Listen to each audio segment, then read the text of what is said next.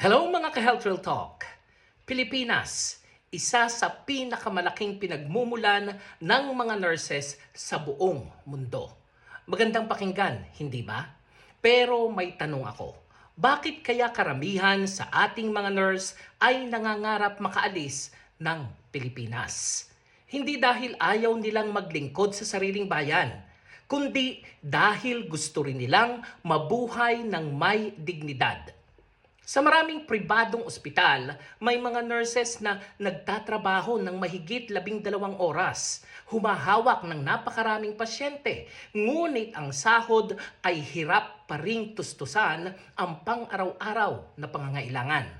Samantala, sa ibang bansa, ang parehong Filipino nurse ay mas mataas ang sahod, mas maayos ang benepisyo, may sapat na staffing at mas malinaw ang career growth. Nakakalungkot isipin. Ang Pilipinas ang humuhubog ng world-class nurses, pero ibang bansa ang mas nakikinabang sa kanilang galing. Hindi natin masisisi ang mga nurses na umaalis.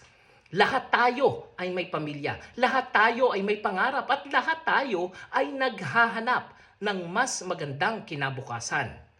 Hindi sapat na ipagmalaki nating export quality ang ating mga nurses. Mas maganda sigurong dumating ang panahon na masasabi nating ang Pilipinas ay isa sa pinakamagandang bansang pagtrabahuhan ng mga nurses.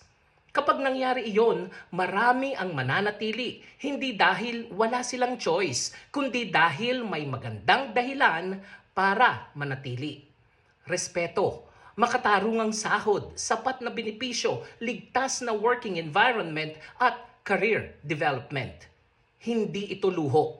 Ito ang nararapat para sa mga taong araw-araw ay nagliligtas ng buhay. Ako po si Arlene para sa Health Real Talk. Have a nice day, everyone.